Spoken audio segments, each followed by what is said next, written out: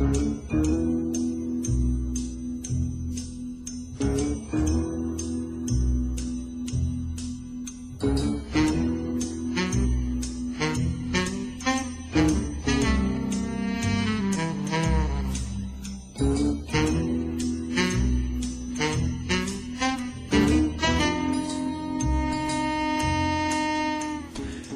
morning, Phoenix, and welcome to the House of Mystery radio show. This is the place to come for true crime, conspiracy, and alternative history.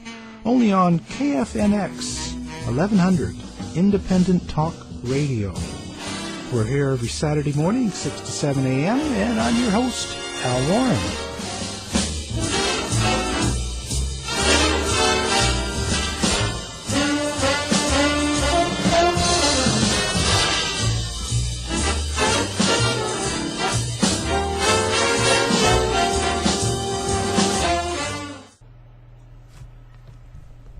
You're back in the House of Mystery, and today we're going to be talking about Ed Gein. And joining us is writer, filmmaker John Borowski, and his new book, The Ed Gein File, A Psycho's Confession and Case Documents. Thanks for being on the show today. Thanks for having me. It's an honor and a pleasure. Well, thank you. It's our honor. So now, back to true crime again. What made you pick Ed Gein? I've always been fascinated by Ed Gein's story. You know, his is one where I've always wanted to tell it in film form, but as a feature film rather than a documentary. There have been some documentaries on television and the internet about Ed Gein, so in my mind, and in my lifetime, I would still love to do a feature film on Ed Gein because I feel that the three that have been made on his life haven't really captured the essence of who he was and the crimes that he committed, as well as his downfall into insanity and just his character in general, and the ghoulish nature of his crimes. And of course, my favorite film is Psycho. So when I was younger and I learned that it was loosely based on Ed Gein's story, that even made me more fascinated in Ed Gein. There were the three films that they've made. There was one called Deranged, which was one of the first ones that they had made about him, and that one's not too bad. If anyone wants to see a film on Ed Gein, I'd kind of recommend that one because it's kind of the best of all the ones that have been made so far. But again, ideally, I'd love to make a feature film on him sometime in the future. So I thought, okay, I had come across his case files and had never seen them in print before. There have been some books on Ed Gein. Harold Schechter wrote a book, and then there was one called Psycho. And they were very informative, but I like to publish these books with the true case files or period piece books to give people a better idea of what it was like, or you're hearing it from the actual serial killer's mouth. And now Ed Gein supposedly only killed 2 people, and the old definition of a serial killer, he wouldn't fall into that because it's at least 3 or more, but now they've kind of changed, they're changing that definition of serial killer to, possibly killing 2 people with the intention of killing more. And, obviously, that Ed Gein's last victim, Worden, the way he had her, trussed up like a deer in his barn, you could kind of see him going that route, and continuing. So what was the story with Ed Gein, for the people that don't know, because this was a while ago. This was back in, 1957? Yes, yeah. He was apprehended in 57. So what it was, Ed Gein grew up on a little farm, which his family had moved to after another location, but he had grown up in Plainfield, and in the secluded, kind of country area in Plainfield, a very small town, Plainfield, Wisconsin. And as he was growing up, he had an older brother, a mother, and a father. Eventually, his older brother died in a very strange accident, and I personally think that Gein probably killed him because Gein was very close with his mother. He had a very tight relationship with her. She was very religious. She would tell him things like, you can't have intercourse outside of marriage, and most women are whores, and so he would go back and forth with these thoughts in his head. They say it's because of his mother, and when you read the book, you see, his feelings for his mother, and sometimes he would break down crying during the interrogation as well. So then his brother died, his father wound up passing away, and his mother had a stroke or two, several strokes, and he wound up caring for her on this little farmhouse in Plainfield. So eventually she passed away. And after she passed away, that's when, his mental state really degraded over time, and he slowly went insane. He closed off the entire house other than several rooms which he lived in. No heat, no electricity, on the secluded farm. He would start hearing his mother's voice in his head, and so what he would do is to, entertain himself and to supposedly, relive his mother being in the house, is he would go to local graves and dig up bodies. And he learned taxidermy. He would, it's hard to say what he exactly did, because what they found later when investigators went into the house were, pieces of human skin. He would replace chairs. He would stretch skin over chairs. He would make drums of human skin. He would pull the skin off of skulls, and these were all females. And he would hang the headpieces around his house. He would make soup bowls out of skulls. He would saw those open. They found like leggings made from women's flesh that he would wear. Supposedly he would dance in the moonlight while he was wearing these pieces of women's skin either on his face. They said he was somewhat feminine, so it isn't sure if he was trying to become a woman, if he wanted to become a woman, or just become the embodiment of his mother. It was very strange psychologically. So eventually he wound up killing a woman, a bar owner in Wisconsin, and she disappeared. No one ever knew what happened to her. They didn't pin that on Ed Gein until the second murder. It was the owner of a hardware store, Mrs. Worden, and Gein went in there and took a gun off the wall and shot her in the back of the head and took her body home with him. And that's how they traced it back to Ed, because some people had seen his truck at the hardware store, and then when they go to his house and they look in the barn, here's her body, Mrs. Worden, trussed up like a deer, basically. Her head was decapitated off the body. The insides were cleaned out. She was hung upside down. And, that probably plays into Gein's seeing all the hunting that was going on in Wisconsin as well, and how they would truss up deers. But who knows, his intentions were possibly to wear that as a skin suit. And Texas Chainsaw Massacre, that's where that kind of comes into play, because that was loosely based on his story as well as parts of Buffalo Bill from Silence of the Lambs. So he was kind of like a ghoul. He would dig up graves, and later they went to several grave yards in Plainfield, Spirit Land and Plainfield Cemetery, and they exhumed these graves and found the bodies were either gone or messed with by Ed Gein. So it was definitely, and he was this meek, kind of quiet guy. No one knew what he was doing. Some people in the town would let him babysit some of the kids. So that's what I had a problem with. One of the films, they made him seem like people were a little hesitant or thought he was strange, but nobody did. They just thought he was quiet, a little old Eddie that lived in the town, And again, I think a ghoul is probably the best term that comes to mind when you're describing Ed Gein, because the things he did were things that he would read about in these detective magazines of human headhunters in the jungle, or cannibals in the jungle, or he was just exhumed by these stories, and that's eventually what he wanted to do. He wanted to bring those stories to life. So now, was he like a working man? Did he have a job? Did he have family of his own? Was he married?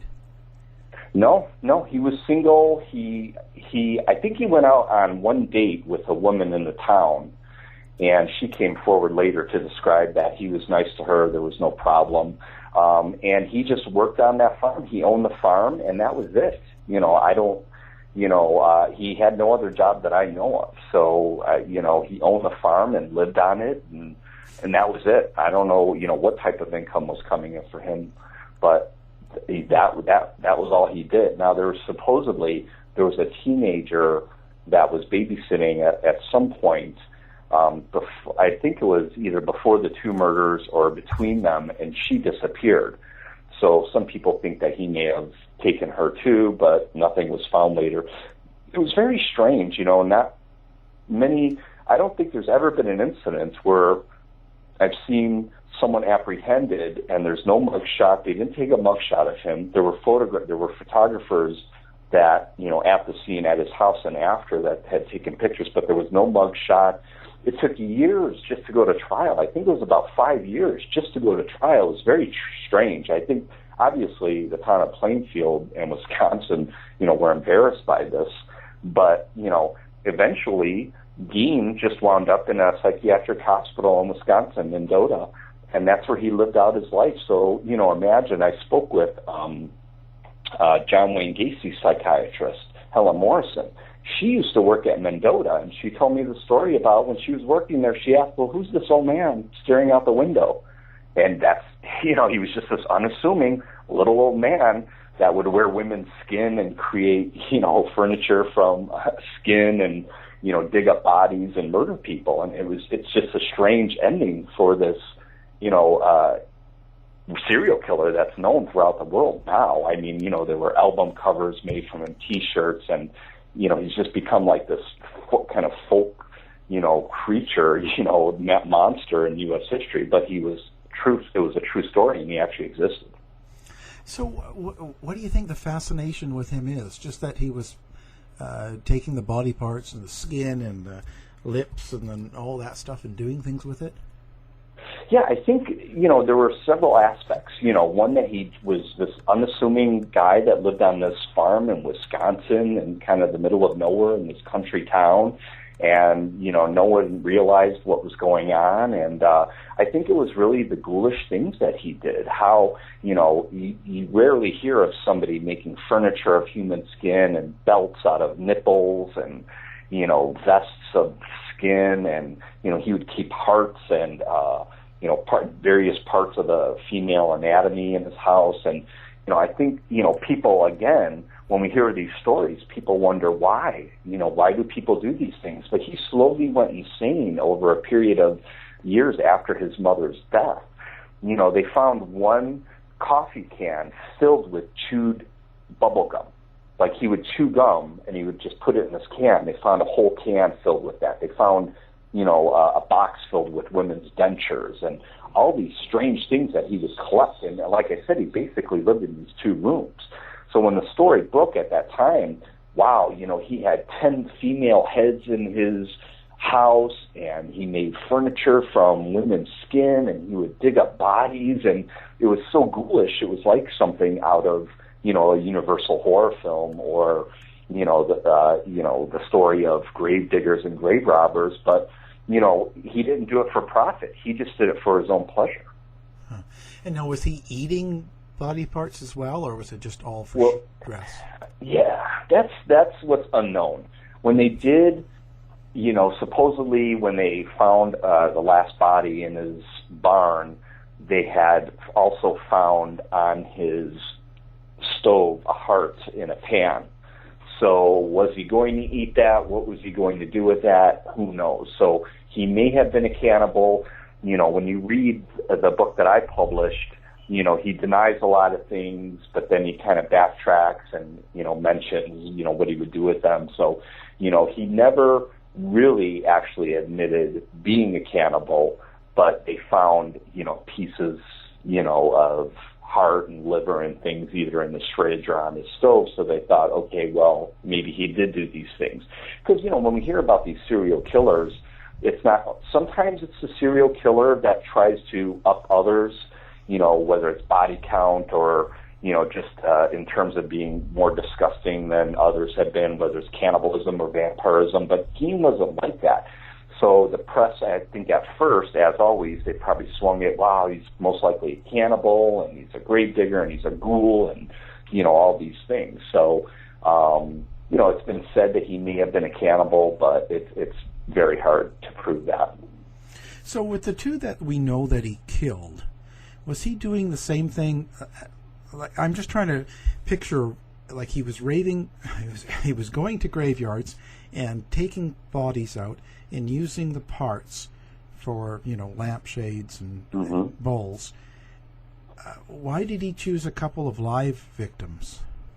Well, and here's the thing, too. The first female victim, who was the bar owner, when he had went to the bar, and of course, it's a small town, so, he had known about her, and he would go to this bar sometimes and have a drink or a beer or whatever, and he was attracted to her.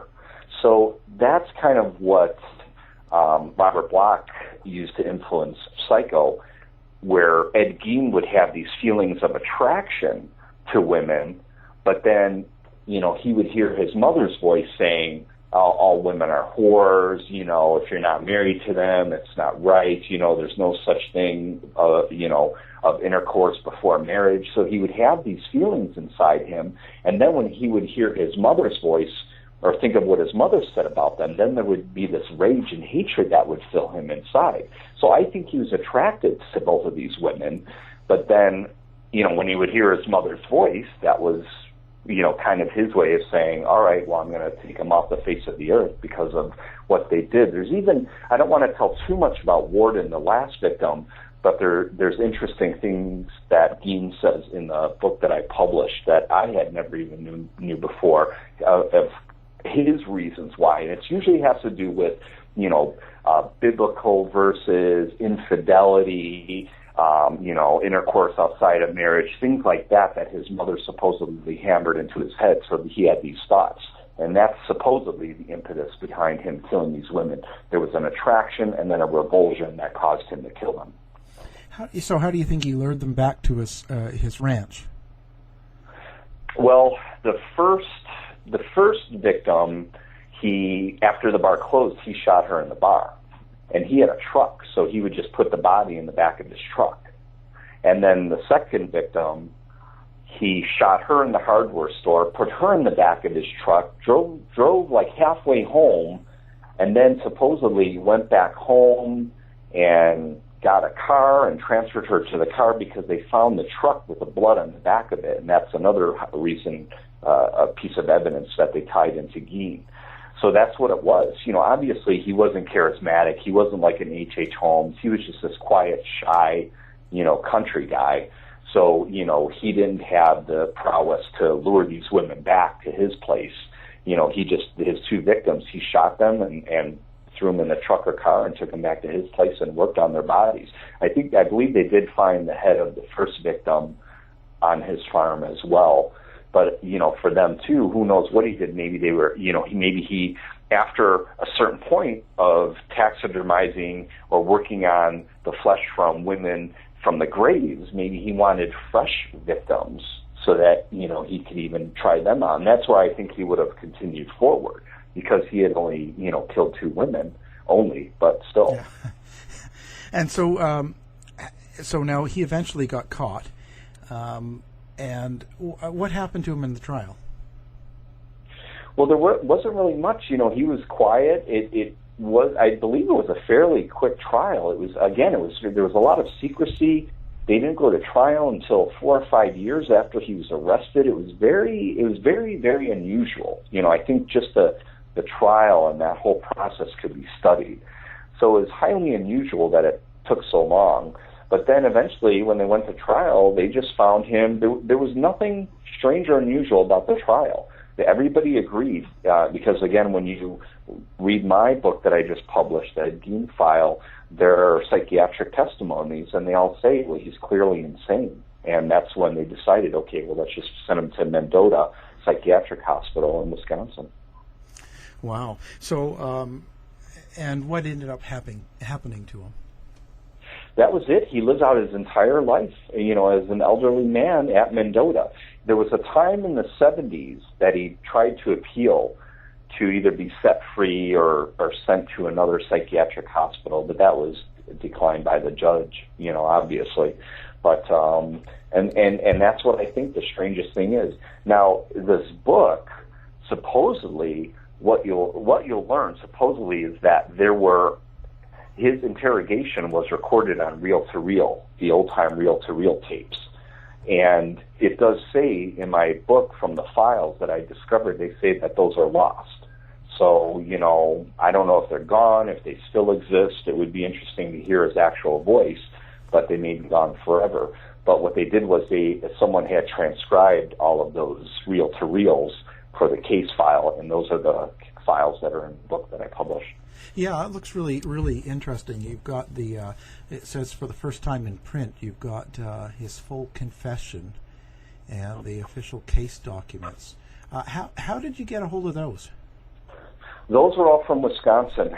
It was all from the Wisconsin clerk's office. I contacted them, and through some research and talking to the right people, they made sure that they could get me the documents, and it took some time to find. I had hoped that, and they also had some photographs, such as Worden's body hanging in his barn, some pieces of evidence like a cup that was found at the hardware store with his bloody fingerprint on it, a couple shots of his farm. So they included those as well. It would have been nice if there were some photographs of the actual evidence that they took. Those are what I'd really like to see, because I would have thought that after they collected all this evidence, they took photos of the heads and, body parts and all these things, but those are either locked down somewhere, and that would take even more research, or they're destroyed or missing. Who knows? But I would have thought they would have taken photos of those things. But who knows? They didn't even take his mugshot, so maybe they didn't even take photos of those things. But the book is his confession, the autopsy of Bernice Worden's body. It also includes the psychiatric statements, his fingerprint chart, his identification chart, his birth and death certificates, his physical report too, all about how he came in, and basically a description of his entire body, a little bit more than is necessary. So I decided, like my other two books, these should be available for people, researchers, to read, because, again, there are times where, I feel like writing a book, but there have been other books written with either other people's opinions or actual writings. That's why I thought, okay, these are actual case documents. So in this book, I didn't write anything. I compiled it, and Stephen Giannangelo wrote the foreword. He wrote a phenomenal book called Real Life Monsters. He's a forensic psychiatrist, and he wrote the foreword. And it's like a must-have for all true crime fans, I think. What did you learn from his confession? Anything different? There were a lot of details. There were a lot of details that I never knew before. Such as his reasoning supposedly behind, and I say supposedly a lot because with, these serial killers, many of them lying, it's hard to tell when they're actually telling you the truth. But supposedly his reasons for killing his last victim, those are in there. But, there's a lot of denial on his part, or kind of like, I don't remember, it could have been, maybe it happened, But then finally, when it gets, throughout his interrogation and his confession, there are details, but then finally at the end, he does admit what he did. Oh, so he actually really admits to killing them, yeah. But he's trying to justify himself is what he's doing. Yeah, I think so. And then, they asked him, well, why did you, wait so long to tell us? And he said, I just wanted to see how long this would go on. So he was just enjoying himself. I think he didn't have anything else to do. There are definitely interesting things as you're reading it. Even the psychiatric testimonies, they give little sound bites that Gein had said to them. And even those are fascinating outside of the interrogation because, they're, again, you have to look at it as a whole. And I just think it's fascinating, just like the Albert Fish book that I published prior to this one, with his writings and psychiatric testimonies and some trial transcripts. I think it's amazing that, these books, you could read them as if you were at the trial, or you were at the interrogation, or you were there at that time period, rather than, like I said, an author writing looking back. Well, and now Albert Fish was he was the child killer, wasn't he, and cannibal? Yeah, he was a child killer and cannibal in New York City, basically in the 20s, during the Depression. He was the original stranger danger, so he would offer children candy, lure them away, and wind up strangling them and eating them. He's most famous for sending a letter to the little girl, Grace Budd, her mother, 6 years after he killed her. He sent a letter to the mother describing where he took her, what he did to her, how he cooked her, how he cut up her body, and, how he put her in the stew and in the oven, and, I think he was the worst, in my opinion, Albert Fish, because he basically did anything and everything you could think of. They had to create at the time, what they call perversions. They had to create new perversions just for him that weren't even on the books. Wow. And those times back then, you're saying in the 20s, so they didn't really... people weren't in a general thought of keeping your kids safe from strangers and things like that. No, especially at that time period. You see some of the stock footage. These kids are playing on the streets. Their parents might have even been at work, maybe not even home. There was a story of a little boy named Billy Gaffney that was playing in a hallway of his tenement building, and I found that actual tenement. It's still there, and I filmed it for the documentary that I did on Albert Fish. And, he disappeared, and when the parents came out and talked to the other little boy that he was playing with, he pointed to the fire escape going to the roof. He pointed up there and said the boogeyman took him. So, even then, he was kind of the original boogeyman, the original stranger danger, and just a frightening case. But he looked like an innocent old man, like he could have been anybody's grandfather. But what was most also interesting about Albert Fish is not only he liked to hear the screams and cries of children. That was his pleasure. But he would punish himself for doing these things, too. So he had a religious complex. He would whip himself bloody, and he had a paddle that he would nail nails into and beat himself with that. His son actually saw him beating himself with that one time. So, he thought he would see Jesus and angels, and, he was definitely, but in Fish's case, they found him sane because they wanted to execute him. Well, and in that case, too, you actually have his confessions in your book as well, don't you? Yes. There were many confessions in the book at Albert Fish in his own words, and there were many things that he confessed to in that book that he wrote to the psychiatrist, Dr. Frederick Wortham, that we've never seen before, because those files were only opened 6 years ago. So Dr. Wortham, the psychiatrist, who was the one behind the, I don't know if you remember all the EC comics, he was the one that railroaded against those, like the Vault of Horror and Tales from the Crypt, and said, that they're polluting children's minds. So he wanted all those files for Albert Fish for some reason locked until 2010. And so when they were opened, I had the ability to, gain access to them at the Library of Congress and review them and, put them in the book. So now, his story now, he was basically a child molester as well, wasn't he? Like, what was his story? Yeah, that was his main thing. Supposedly, now, Albert Fish, most serial killers start early in life, whether it's their teens or their early 20s. But Albert Fish was unique because he started later. He probably didn't start until late 30s, early 40s, because his wife had left him. He was married and he had children, but he would place ads in newspapers asking women, trying to find, because that's what they would do at that time period, try and find women who were into S&M. So when his wife found out about this, she eventually left him and took the children. And the children grew up and had grandchildren because, his daughter stated that he never harmed or spoke a bad word, never swore in front of the grandchildren, never hurt them at all. But here he is, kidnapping and killing and raping little children. But yeah, he was pretty much a pedophile, and so he said after his wife left, that's when everything happened, because the doors were open, he could do whatever he wanted. So not only would he place these ads in newspapers asking women to do disgusting things with him, you know, he would drink urine and eat feces, all these, you know, just disgusting things. And, you know, his main thing, the pleasure, was to get off on the screaming of these children. He would find them, kidnap them, and torture them, and he would, you know, put a gag in their mouth, and he would get off on them screaming and that, you know, crying, and that was basically, you know, his perversion. Wow. And so, and what was the?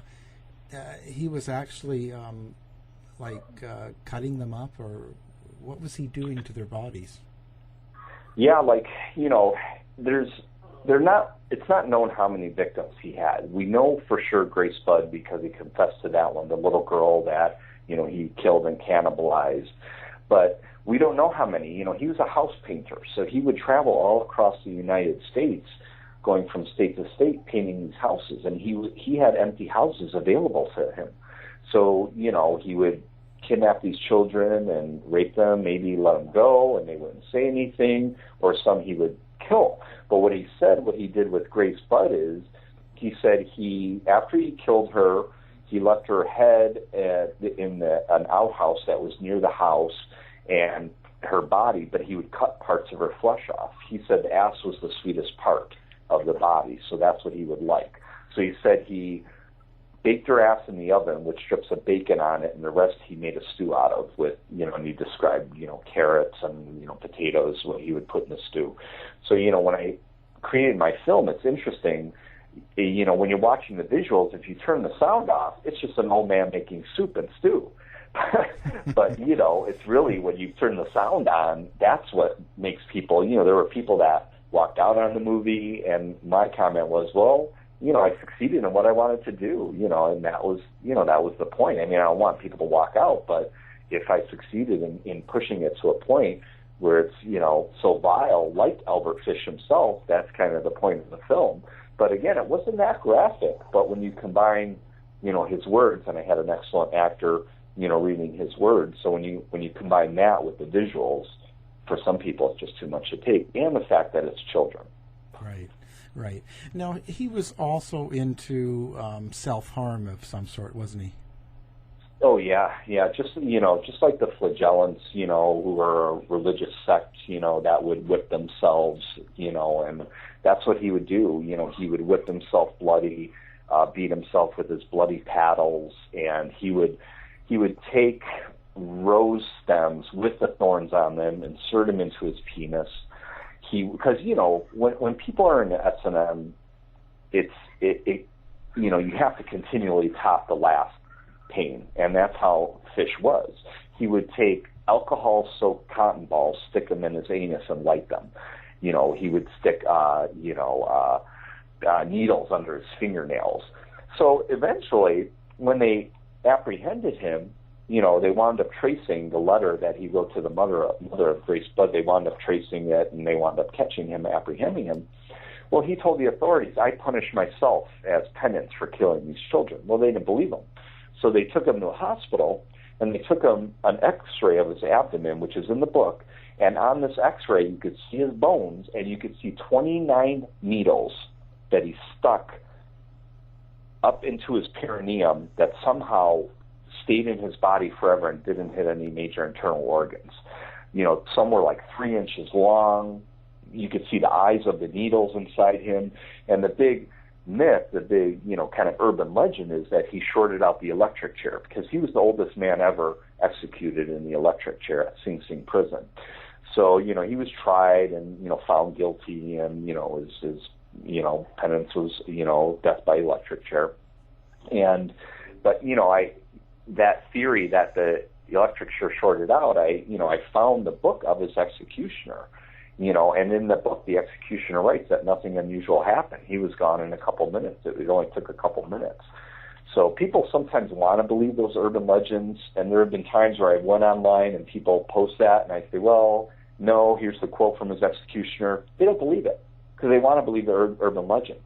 and it is more interesting, it is. That would have been amazing if he's sitting in an electric chair and it shorts out, kind of like the Green Mile or whatever.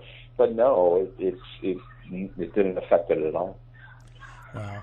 And so the letter he wrote to Grace Budd's mother was pretty, it was defining of how he killed her and what he did. Yeah.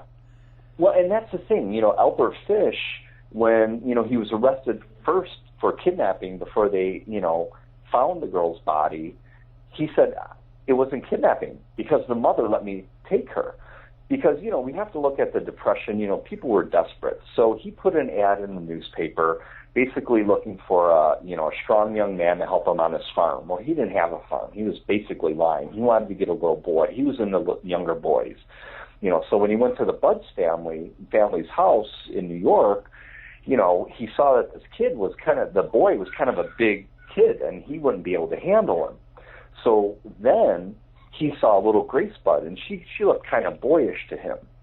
So, he said, well, you know what, let me come back again. I've got somewhere to go. And the first time he was there, he had a lot of cash. He flashed cash, and they all got excited. They thought, okay, he stuck to the story that he still wanted to hire the son, even though in his mind he knew he probably wouldn't be able to handle him if he took him and he wouldn't be able to kill him. So he said, well, let me leave and I'll come back. So he came back another day. And when he came back to visit them another day, supposedly to take the boy to his farm to help him, he created this story of his granddaughter or niece's birthday party on a certain intersection, and, well, why don't I take, your little daughter, Grace Budd, to go with? And it's just amazing that they let this man that the family met twice, a stranger basically, take their daughter, which they did. And they said, okay. But, later, when she didn't come home, now here are people, it's like you never know your city in reality. But when he told them the street intersection, later they thought about it and looked it up. Well, there was no street intersection with those numbers. It didn't exist. He just made it up in his head. Now, if they knew every street in New York, they'd be able to say, something's not right here. But still, I think it was the lure of, okay, this guy might be able to help out the family, and we may be able to get some money, from this. And they actually did let him take Grace Budd with him, and he described in the letter, remember, on this date, I showed up at your apartment, and you let me take Grace Budd. We had some cake. I told you that I was going to take her to a party. And he told the whole journey. And I took that journey when I was researching the case because I found the actual house where he murdered Grace Budd in upstate New York. And, it's a lot. It took me, current times, when I made the film, it was released in 2007, so I probably shot that in 2005 or 6. But, it took me hours, 2 to 3 hours just to get up there. I had to take a train. Then, I had to take a cab. Then I had to walk down these country roads until I found that house. So imagine, this little girl going on this journey thinking, okay, she's going to a party. And then here, he's taking her on this long journey of hours. Then he gets her to this abandoned house, and she's outside. He describes it all in the letter, how she played with flowers, and he stripped naked. He called her in. She came in. He strangled her. And then that's when he cut pieces of her body and buried the rest in her head out and back of the house. And investigators, after his confession, they did go and find, her head, her skull, and parts of her body because it was 6 years later. Wow. And so do we really know how many people he killed overall, or it's typical we don't? No, we don't. We only know for a fact Grace Budd.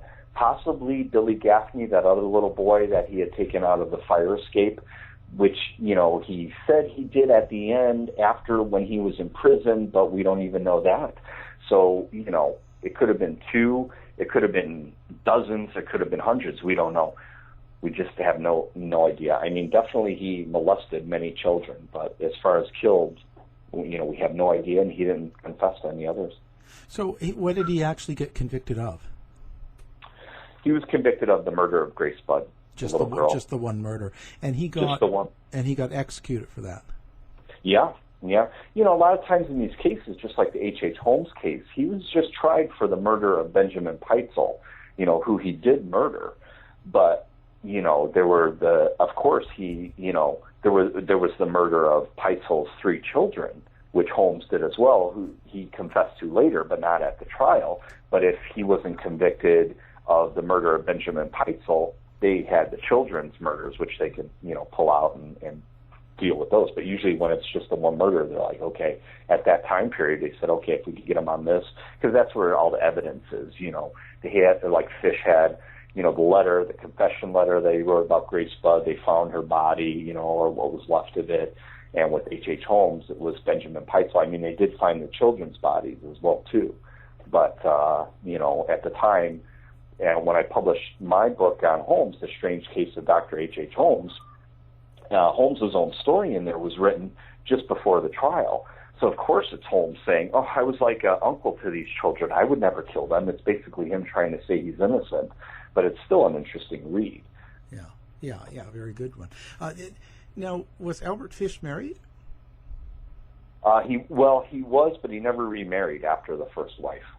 Oh, but was she living with him at the time he was doing all this? No, and that's what he says. Once she divorced him, once she left him, that's when he said the door opened for him to do whatever he wanted to, and that's when he supposedly really ramped up the molestations and the murders. Because before that, he was just, while he was with his wife, he was just meeting women that he placed ads in for S&M play in newspapers, because that's how people would, find other like-minded people at the time. They would put ads in newspapers. It's amazing. So, is there a theme to the stories you pick? I mean, other than serial killers, not really. I'm really fascinated with, serial killers that have a very strong psychological component, like, the ones I've, either, created books on or produced films on. Albert Fish had a religious dementia. Ed Gein just slowly went insane, because of supposedly how his mother was overbearing to him. H.H. Holmes, although an evil genius, obviously, he could have became a Rockefeller or a Carnegie, but unfortunately, he went about it in evil ways. So, if there's a way that, like for instance, I'm currently writing now with Keith Jesperson. He's the Happy Face Killer. He killed, I think it was 6 women in Oregon. And the only reason I'm writing him is because he's interested in having me do a documentary on his story. But, there are some components that are interesting, but on the whole, and I'm not saying the victims weren't important. Of course they were, but, for a trucker or, someone like the Green River Killer to pick up prostitutes and murder them and throw them outside the road, to me, it isn't as interesting as, say, a cannibal or a vampire or, what are the reasons, the psychological reasons behind some of these more, devious and, fascinating serial killers' mindsets and the psychology.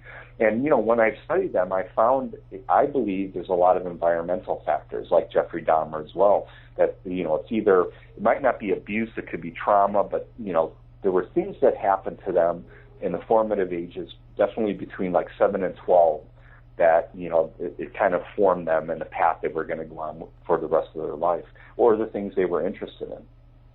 Yeah. Do you think anybody's really portrayed, let's say, H.H. Holmes properly in a movie? I mean, other than No, I mean, there was my documentary and there was several other documentaries. There's never been a feature film on H.H. Holmes.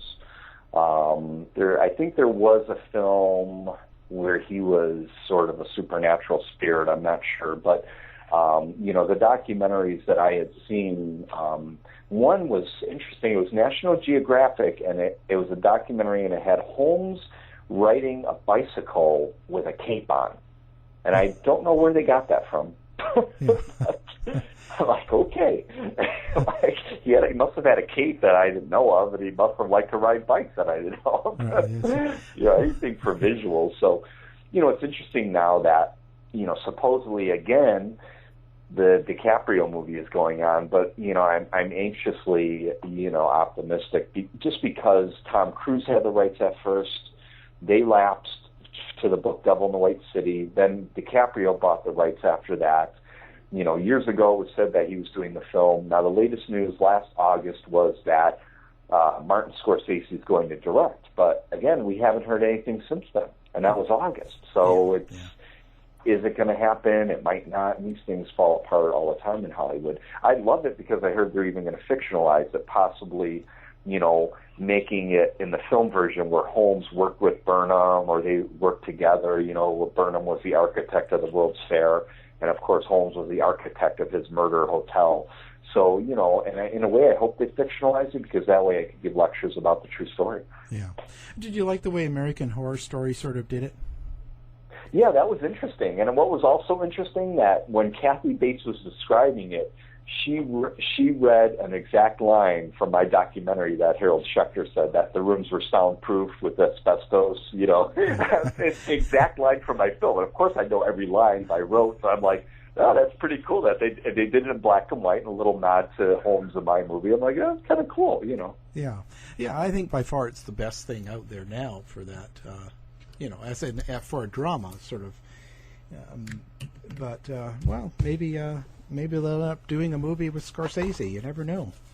Yeah, that would be great. And because, with Scorsese, I don't think he would hold back on the violence. And I think for this, you would need to see a little of that, because obviously it is important.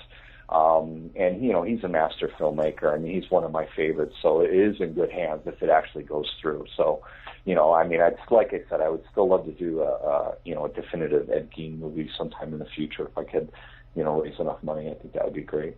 How many serial killers do you think are around right now, alive?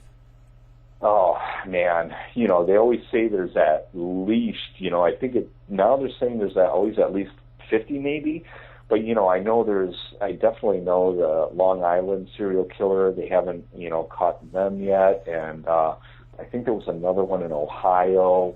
So, I don't know if the news is becoming, more savvy and not covering some of the smaller stories, or waiting for another like Dahmer kind of incident. But, that they've always been the subject of people's scorn, because they say, well, every time something happens, you put it on the news and people become interested, and that's why they've created these serial killers as celebrities, But I think people are always going to be interested in, things that are different and unusual and macabre that they don't see every day, and, it's turned into, we have these, death metal bands like Macabre. They do songs on these serial killers, and in my fourth film, Serial Killer Culture, I interviewed some of the people, artists, and collectors that are involved in the serial killer culture, that I call it, and why they're interested in it. And it always comes down to a fascination that people read about these cases, and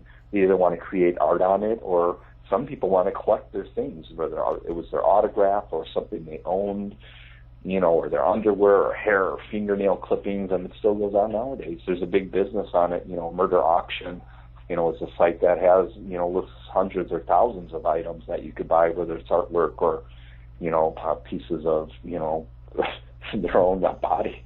Yeah, it always makes me wonder, but, and people like Charles Manson getting married, and how do people why are we so obsessed with this? Like, I don't get that. Yeah, I think it's the fact that it's, something we don't experience every day. And, even now they almost become these folk tales, even though they were true. And when the younger people now are hearing about it, they're fascinated by it and they want to research it. And, we've always been interested in that as a society all over the world. Jack the Ripper, when that occurred, people were taking, parts of where the crimes occurred at, whether it was bricks or stones from the locations, when murderers were hanged in the old days, in the Old West, they would take parts of the rope, that had hung them. And, I think we'll always be fascinated with serial killers and crime and murder, because it's just something we don't experience on a day-to-day basis. Well, being in Chicago, we experience it a lot here now, but it's a different story. Holmes's neighborhood his neighborhood now is filled with murder, just not the calculating type that, he was. Yeah, totally. I also hear that female serial killers are on the rise. Yes. There's a great book, Female Serial Killers, by Peter Borowski, where he talks about, we don't hear a lot about female serial killers, but they're out there. But, many times females, they'll do it, much more quickly and much more clean than a male might do it. So, it might happen quicker. You may not hear about it, but they're definitely out there, and that's a subject I like to explore too, minority and female serial killers, because they're out there. The first one of the first black serial killers, not the first, but the one that was termed serial killer from was basically in the 70s, and that's who the FBI interrogated. Yeah, and female serial killers tend to know their victims more than the males. Correct. Yes. Yeah. So. Yes. Yeah. That's usually the difference with females, and we all know about Eileen Wuornos, but as you go back in time, there was another one called Belle Guinness, and she was very much like an H.H. Holmes, and she wound up disappearing. They never found out what happened to her, but she would marry men, and then obviously wealthy men, and then kill them and take their money and then leave somewhere else. But she operated, I think, in Indiana. Right. Who are your biggest influences then? Mine are, it's Hitchcock, Scorsese, Spielberg. I like films and filmmakers that are crafted technically, that are well thought out. That's why I'm not into a lot of the current mode of movie making when it's all handheld, because I've studied editing technique and shot composition. So when I see those elements in films now, but especially in the past, I think the 70s was kind of the epitome, the peak of filmmaking, because it pushed, not only did it push boundaries, but it introduced us to so many other filmmakers that, for once the camera wasn't huge and bulky like in the old days where you'd have to, keep it set in one position. They were able to, do different types of movements and different angles, Roman Polanski, filmmakers like that where, they use technical expertise when they're filming and editing to create the story, to create a certain effect on the audience. Because I think all art, has an effect, and that's to create an emotion in the viewer. And I think if it hasn't achieved its potential, whether it's, to make them laugh or cry or be scared, and those are the filmmakers and films that I really like. So now, where do people find your films and your information? The best hub to find everything is my site, johnborowski.com, but I think if you type in Google serial killer documentaries or filmmaker, I think my name's at the top, or you could just type in the names of these serial killers. Right now there are several films on Netflix. Carl Panzram was the subject of my third film. That's on Netflix. H.H. Holmes is on Netflix. Some are on Hulu, iTunes. They're all on Amazon available, even though now I think Amazon is transitioning to open the door for films to be viewed in the UK and Germany and some other countries, so that's good. So I don't know if they're available now. They may be offline for a week or two until they do that process, but they're pretty much all out there. If you type the name of the killer in the film or type a book or whatever, my stuff will come up. Well, that's fantastic. Thank you very much for talking about things, and the new book, Ed Gein File. Hope to talk to you again. Yeah, thanks for having me on. Anytime, when you want to talk about horror films, serial killers, or, just movies in general, I'll do more than that. Show is over for now. Was it as good for you as it was for me? Well, good night.